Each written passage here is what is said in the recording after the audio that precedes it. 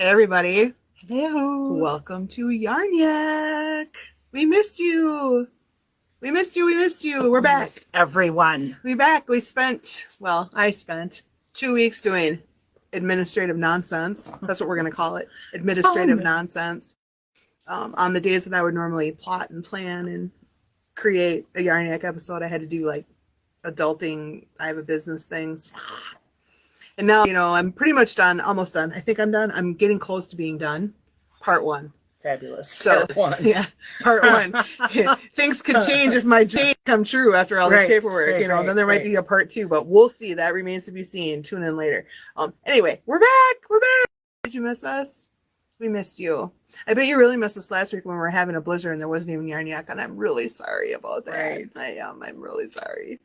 But we're here this week, even though if you're up here in the Midwest with us, there's more coming tonight, I guess. So, it's the time of year where anybody that lives up here in the Midwest, Wisconsin, Minnesota area goes, oh, okay, Mother Nature, you've proven your point. You have all the power. Right. I have the power. Right. We believe you. Yeah. You don't need to keep showing us. Honest. Really. So, anyway. Tonight. I should tell you, I suppose, in case this is your first time here, welcome to Yarnyak. We are coming to you from the Stash in Baldwin, Wisconsin, which is our local yarn shop. I am Kimmer, and this is Carla. Carla.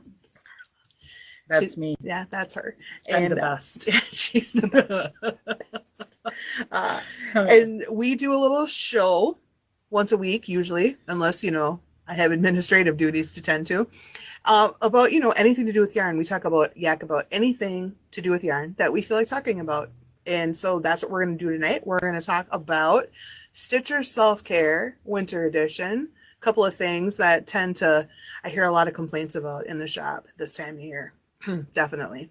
And a couple of things I'm actually dealing with my own self right now. So I thought, I'm not the only one. Right. But first, what have you been working on this week, Carla? Oh my gosh, what haven't I been working on? It's been like that for us lately. Yeah.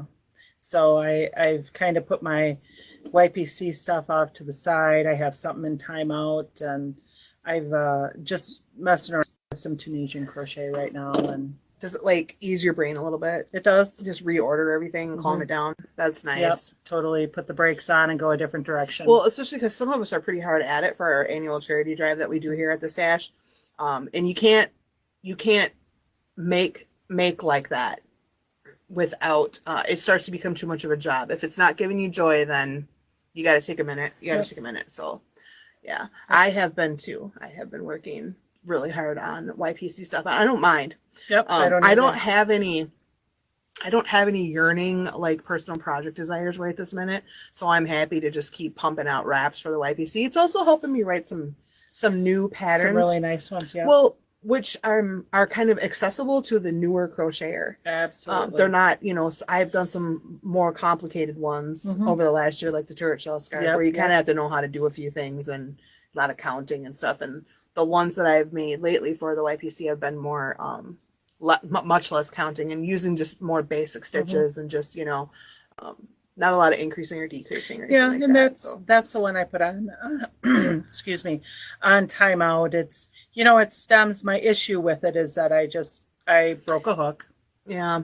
And then you need a little bit more of a challenge to stay focused. And for how long a wrap is. Yep. You have to have something to break that up with if it's easy. Where for other people, an easy wrap is what they need for a long project. They need something easy because if it's too long and it's fiddly and frustrating, then it's overwhelming and they give up before it's done. We don't want that. Hence the size F hook and the really skinny yarn project. You're crazy. I go back to every now and again. No, I'm just kidding. Yeah, I am crazy, but that's besides the point. Beside the point. Yeah. So anyway, that's what we've been working on this week. If you're curious about what we're working on or what we're talking about, we highlight some of the yarns and patterns and ideas and things on our Yarnyak page on the Stash's website. So you can visit www.shopthestashbusters.com and click on Yarnyak at the top of the page, and that'll take you there and show you some things. There's a little photo gallery and a about us section that we were told we had to write. Go if you dare. So anyway, on to Stitcher Self-Care Winter Edition. So let's start here. We love to stitch, right? All day, Yep. every day, if we can. As much as As possible. much as possible. But it can have a few pitfalls, especially in the winter. So here's just a couple and some things you can do about it. The first thing I want to talk about is Ultra dry hands. Ultra dry hands. Wah, wah, I don't know wah. what it is. I mean, I do know what it is. It's a combination of things. It's a combination of, washing your hands 75 times a day, as one has to do these days. Even if you didn't before, you probably do now. So it's the ultra dry air, and the cold air, not drinking enough water. So you got all that. All of us struggle with all of those things, and that's the baseline. But then you handle fiber. You handle fiber all day long. What does fiber like to do? Well, it sucks the moisture out of things. Remember the episode about yarn storage? Yeah. Oh, yeah. Yeah. So various types of fibers suck the moisture out of your hands more so than others, but it doesn't really matter. You are running a textile all over your hands whenever you yarn. So here are some things you can do about that, because, you're not going to stop. No. I'm not going to stop. I'm a glutton for punishment. Right. Rough, dry skin, cracked cuticles, or fingertips, they all cause distraction and pain when you're trying to stitch. When you're using untreated wools, like completely untreated wool, they are pretty heavy with lanolin, and that can help somewhat. But those kinds of yarns are generally fairly expensive, and they're not easy to lay your hands on, so it's probably not what you're using on an everyday basis. Right. Most of us need major moisturization assistance at this point in the winter. I know I do. So here are some things of note about that whole thing, because it'd be nice if you could just go to the dollar store and grab lotion and it would do the job. Sadly, that is not the case, and I will tell you why. You should use a good hand cream multiple times a day, especially after washing your hands, obviously, when you wake up in the morning and before you go to bed.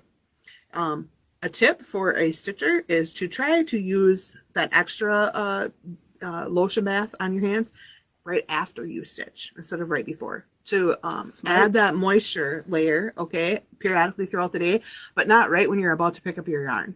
Even though that's when you think of it, try to think of it some other time, because then you don't get that lotiony drag, that oily drag on your hands from lotion that hasn't absorbed yet, getting all over your yarn and slowing your yarn down as you feed it through your finger, your hand. So that's one thing. But use lotion several times a day. You cannot use too much lotion right now. It's not possible. It's really not. But there are some things about lotions or hand creams or whatever you want to call them that you should know in case you don't know.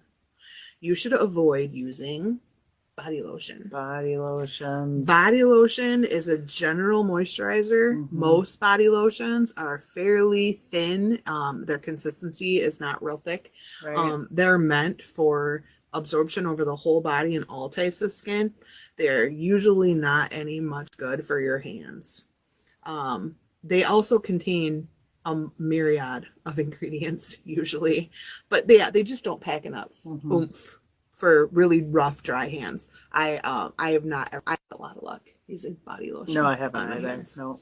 So, but you also want to select a lotion that does not have dehydrating ingredients.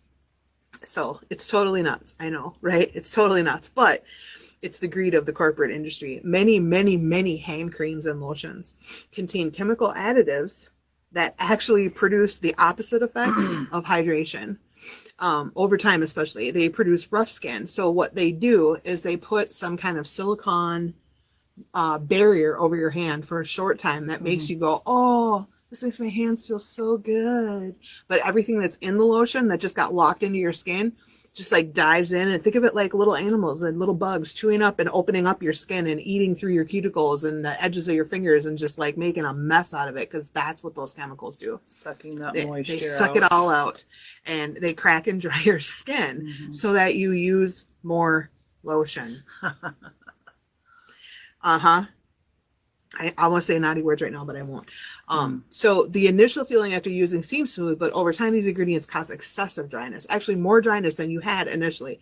So unless you want to become a chemical detective where you like learn all the different names of all the different varieties of chemicals and figure out which ones are bad and which ones are good. I mean, who's got time for that? That eats seriously into my yarn time. You want to stick with creams and balms that are made with pronounceable ingredients that you vaguely recognize. I know that seems obvious, but it's really true. Go flip any 5 lotion and hand cream things over in your house and see how many of them say one or more of the bad ingredients I'm about to tell you. Yeah. Ready? Parabens. Anything that ends in paraben or ben, B-E-N. Artificial or unspecified fragrances or perfumes. Silicones. Any silicone or silicon. Anything that says that is bad. Anything that says alcohol, even if it says alcohol stearate or acetyl alcohol stearate, that's still alcohol. It's alcohol. Anything that says hydro something. I know hydro sounds good, right? Hydro means water, right? Moisture? Right, no. Right. Hydro in this case means hydrogen peroxide of some sort. It is some sort of peroxide. Avoid that. And then anything that says benzo, whether it's at the beginning or the end of the really long chemical word, if it says benzo pydrine or benzo anything, you want to avoid benzos. Benzos actually should be kicked off the entire beauty market in the US. Why they're not, I don't know, but benzos cause cancer and you should not rub things on your skin, especially open skin, that can cause cancer. And I know there's a long argument about that and there's a long list of things that can cause cancer, but this one's obvious and it's been proven in a lot of other countries. So just avoid anything that says benzo. Okay? Do me a favor. I love you. I don't want to lose you. And then also anything that says triethyl.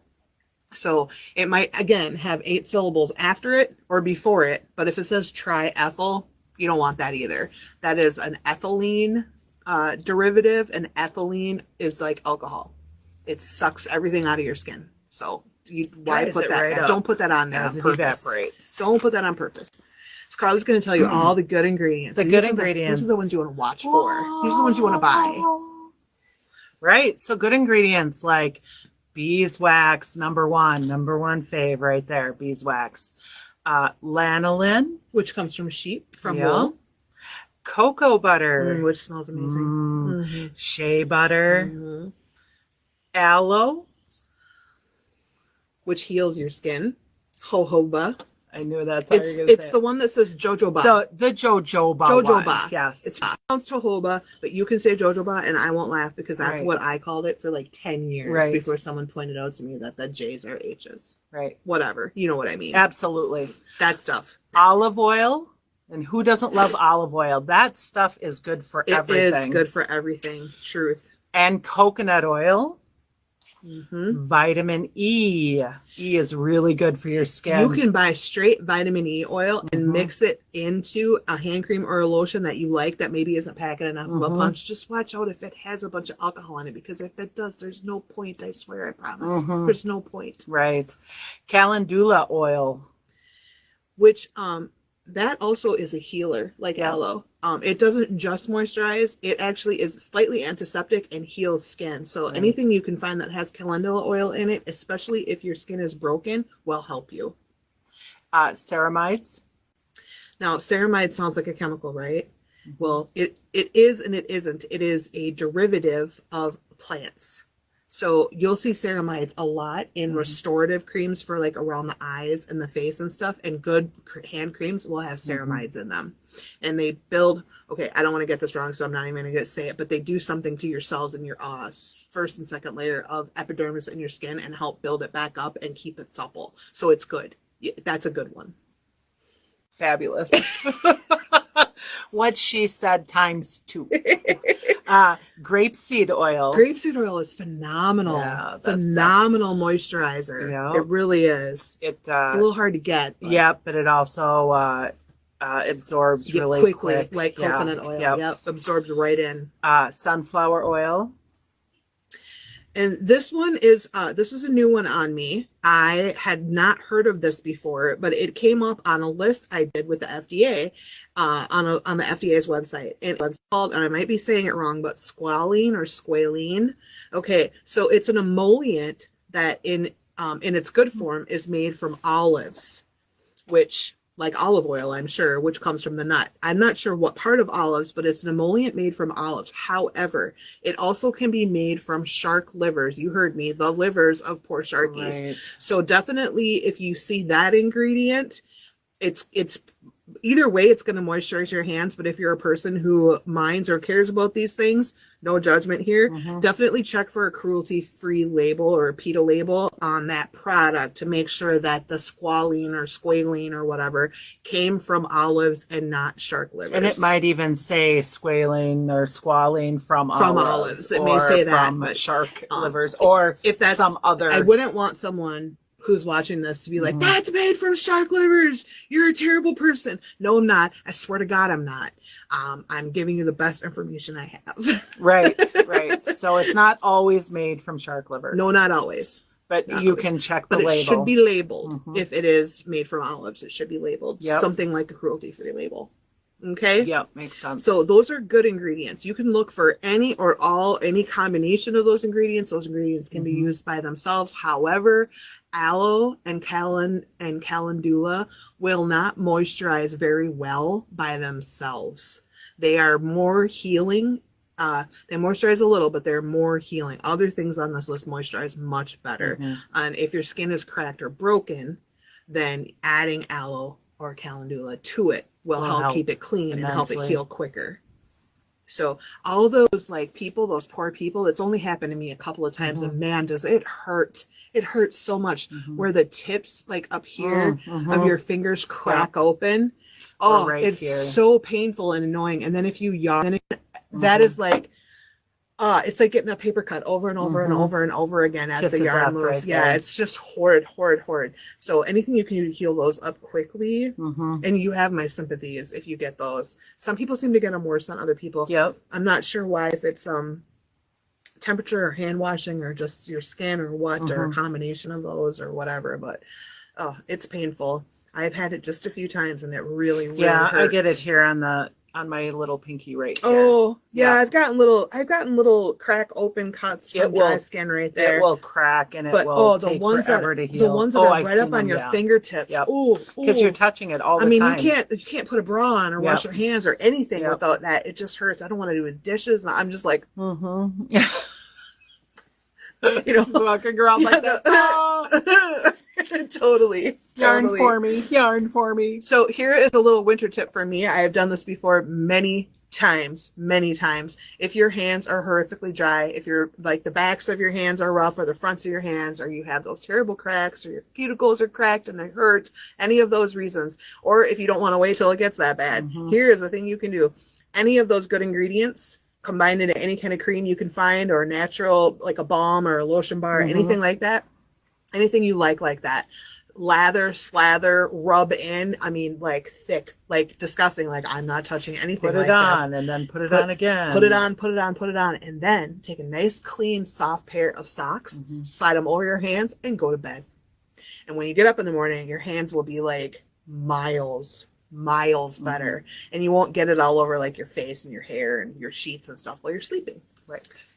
I do that. I have done that before and I will do it again. I may do it this week because look at my hands right now. Oh yeah. I got like the, not sandpaper, but like the Sahara Desert coming on here, that this will turn into sandpaper very soon. Right. Yep. And then my cuticles are starting to break back and heal a little bit.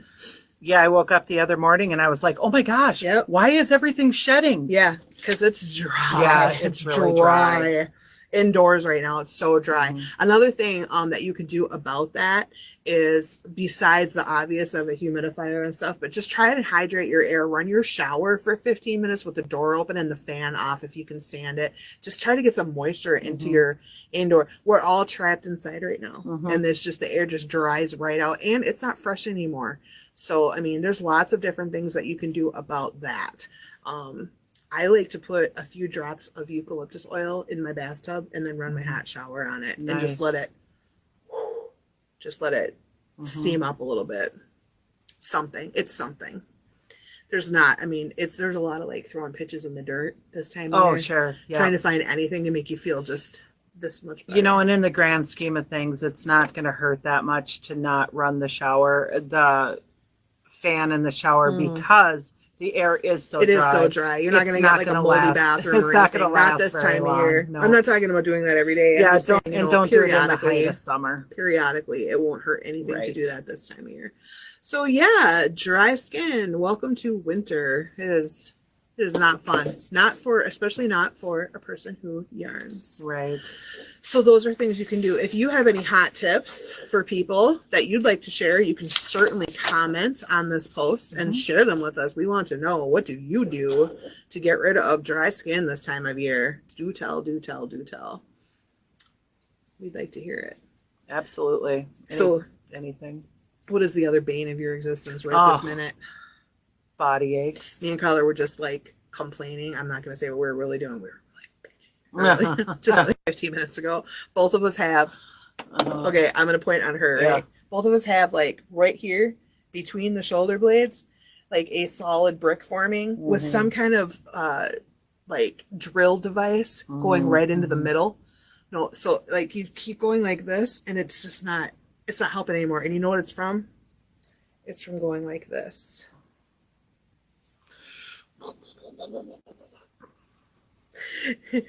Neck down, leaned over, propped usually against a table or something, right? Yep. And if not that, then you're on your lap, but you're still hunched down like this with your arms forward, right? Yep. Okay. So you gotta take breaks from that position. And we've talked about this for various reasons before, but there are a few things that a good healthy stitcher can do, especially in the winter, right? When you're not moving around that much anyway. Most of us, many of us, are stuck inside. We're not going outside. We're not walking around. We're not trekking to the park. We're not running the dog around 8 blocks quick. We're not doing any of those things that you do when you have 4 extra hours of sunlight and no ice on the sidewalk and the street. So we're getting housebound. We're getting stiff. We're getting cranky. We're shoveling snow. And then there's that. And then there's that. Yeah. But our favorite thing, which takes our mind off the horrific winter we're having, is yarn. And unfortunately, if you yarn for more than, 35 to 45 minutes without moving, you're going to have that. Also, if you're on a computer, same thing. Yep. So either way, listen, phone. Heed me now. Yeah. Anything where you have both hands forward of your body. And your head down. And then your head tucked down a little bit, just a little bit. It doesn't take much. And you're going to get that. And the fatigue makes you slouch and sink down into it. And then it just exacerbates it. So the first thing I'm going to say to you is something that my friend who teaches yoga told me ages ago when she first showed me how to do some basic yoga stuff. Get your shoulders out of your ears. Think about that for a second. Get your shoulders out of your ears. Drop those shoulders down. Okay. And it might take you a minute, especially if you find yourself having been sitting for a while yarning. It might take you a minute to get them down where they belong, but your shoulders should be like 6 inches away from your ears. Not attached to the lobes. I hate to break it to you. And they're usually not. Okay. Most of us that stitch, our shoulders are usually up quite a bit closer to our ears. It should not. There should be a fair amount of space there. The next thing you can do is once you get them down where they belong, okay, don't hurt yourself doing this now. Just kind of roll them down a little bit. Drop them back a little bit. You'll feel them settle back into their proper position. Once you get there, stick your boobs out. Do it. Go like this. Oh, doesn't that feel good? Just stick your boobs out. You don't have to do anything else but this right now. I'm telling you right now. Doesn't that feel amazing? Oh, God, it does. Yeah. Okay. Another thing you can do, which I'm not going to do because I'll end up punching Carl in the face. I'll do it with my left hand, is you can take your arms at the same time if possible and start with them straight out in front of you and just let them kind of hang in space for a second. Let that relax. Don't hurt your shoulder. Okay. Or your lat, I think it's called, which is right here on the bottom back of your shoulder, underarm area. Don't hurt that either. That's easy to hurt. Just stick your arm out like this, your arms out, and then just start walking it backwards, nice and slow. Don't push it to pain. Just stretch. You're stretching this out. Stretching this out. The other way from which way it usually is. Yeah. Are you doing it with me? Feels good, doesn't it? Yeah. While you're doing that, stretch them, wiggle them fingers. Wiggle them.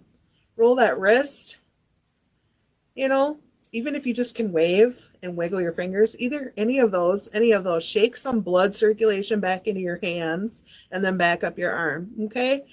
And then just bring it up over your head. Try to touch the sky a little bit. Again, ideally you'd be doing this with both arms at the same time, because then you get a nice good mid-back stretch. But I'm not going to do that because, like I said, I'll punch Carla. Oh, Blue's not my color. yeah, it feels really good. Bend and flex individually your fingers and thumbs. Roll them down, roll them up, roll them down, roll them up. One at a time. If you even can do this and literally shake them out like that. I know it sounds stupid, but it feels really good after you do it.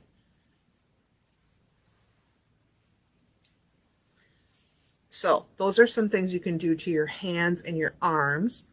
Another thing you can do is just stretch. When you, every 40 minutes or so, you should be getting up out of your chair, wherever you're stitching, and you should move around. Just walk around a little bit. You can stand up and do the broken doll yoga pose. I'm not sure. I didn't really think of this. I'm going to try to show you, but I'm not sure if you're going to be able to see, but maybe Carla can describe. So what you do, and again, please be careful doing the things I'm telling you to do, because I do not want you to hurt yourself. But what you do is you stand with your feet about the same apart as your shoulder. You're not going to be able to see me. With your feet about the same apart as your shoulders, so not overly wide or anything like that.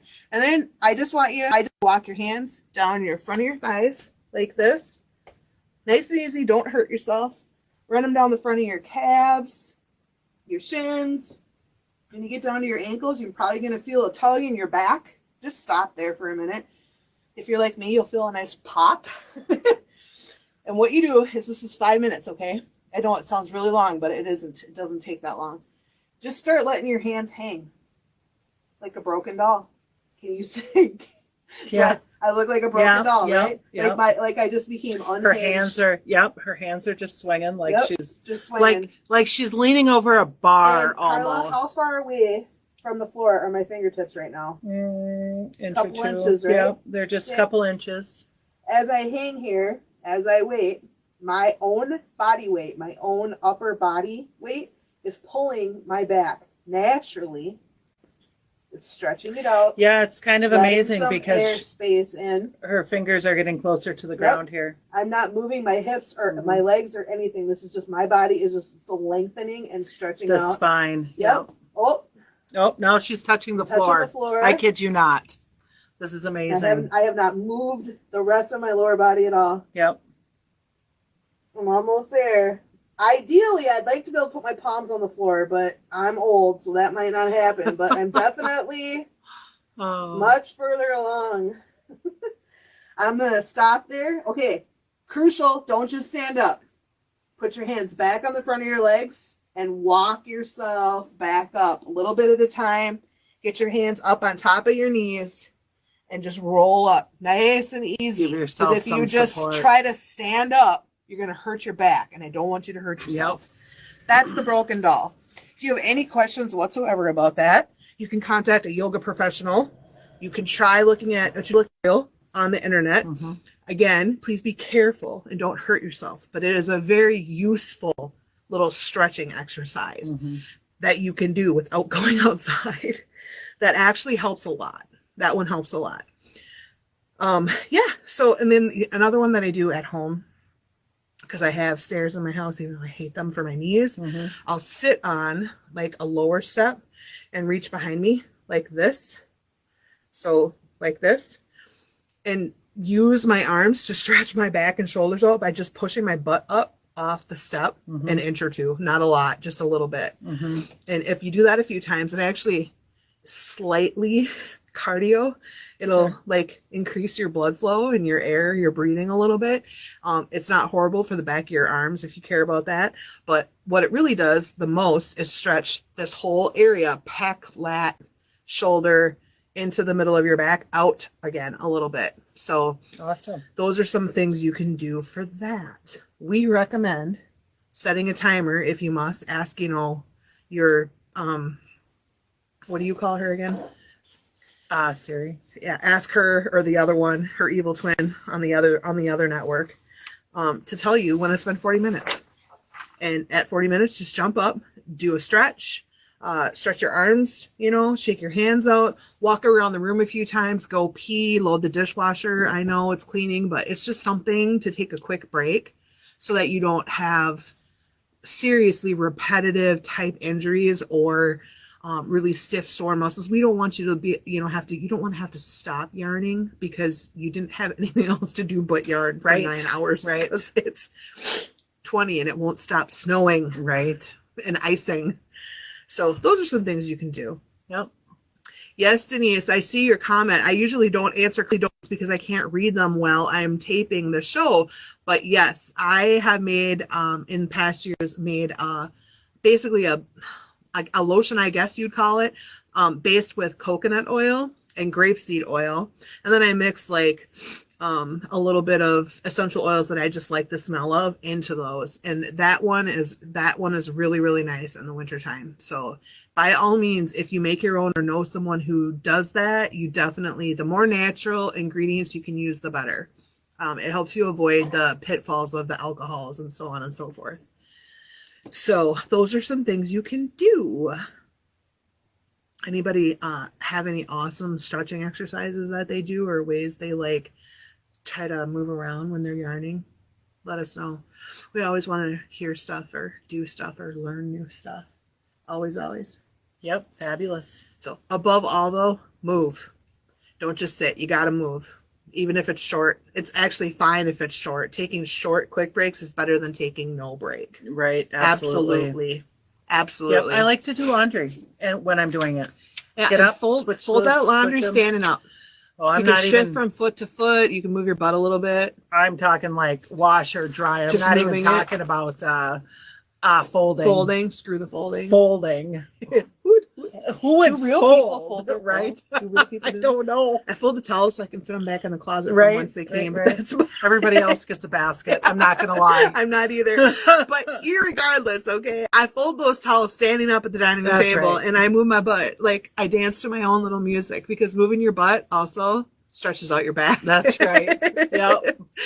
So I think what we're trying to say is anything you could do Mm-hmm. to just break up the tedium of this time of year, even though you're doing something you love, it can still start to wear you down. Mm-hmm. And moving helps avoid those. Helps with hands, those repetitive injury type things that you can get with your hands, wrists, etc. Yep. And that insane pain that starts in the middle of your back works its way up into your neck and causes migraines. Mm-hmm. Avoid that. You want to avoid that. We want to help you avoid that. Well, and you don't want your fun thing to end up being A pain thing. Mm-hmm. For sure. I 100% Yeah. agree with that. And some hot times, even though we all know, we just need to be reminded. I think I of think things so. we already know. Yep, Yeah. absolutely. Because, I knew that cetyl stearate alcohol dries Mhm. out your hands, but my favorite lotion has that in it and I didn't even notice. I forgot to check. And it's just body lotion. Yep. But I really think I might go back to making my coconut oil lotion because I really liked it and it's easy to make. Mhm. Super easy. Nice. So, yeah. Mhm. Well, so feel free to leave comments, like we said, about stretching or things you do to break up, physically break it up when you're yarning, especially when you're doing a marathon yarn setting, and or what you use for dry skin. I'm sure lots of people like new ideas about that. Right. So we hope you found tonight's Yarnyak episode helpful. Stay tuned for part 2 of our Stitcher series winter edition next week. We're going to talk about some other things that have to do with this that are more in the brain, the yarny blues. We're going to talk about that. So you can ask us questions anytime by emailing AskYarnyak@gmail.com. We love questions or ideas. It helps us write new shows that are interesting to you. So if you want to know something, anything at all to do with yarn at all, please send us an email. We love to get your input and your feedback on the show. Your question could be an episode of Yarnyak, you never know, or part of one at least. Be sure to visit our website, and check out our YouTube on our Yarnyak page. Subscribe and ring the bell on YouTube, and then you'll get notified when I upload, because I upload other things besides the Yarnyak show that you might be interested in. If you like content like this, you can check out our page on Buy Me a Coffee. The address is in the description of the show. We love coffee. We run on coffee. Brain don't go without coffee. Don't go. No Brain don't go. coffee, no No go. No coffee, no go. So you can always buy us a coffee on there, and we sure appreciate that. It lets us know that people are watching and they care if we do it again. Right. That's how we know that. So tune in next week for part 2 of the Stitcher Winter Edition, Self-Care Edition. That will be our episode 21. You guys, we just hit 20 episodes. Woot woot. Yay, us. Yes, 20 episodes. We've done 20 episodes of Yarnyak. Someday we'll be talking and we'll be like, we'll just hit our 200th episode, and I'll be like, Oh my gosh. oh my god. But this is our 20th episode, so Yay. we're happy to be here. We're happy you were here. Thanks for watching, and happy yarning, my friends. We'll see you next week. You're the best. Yarn.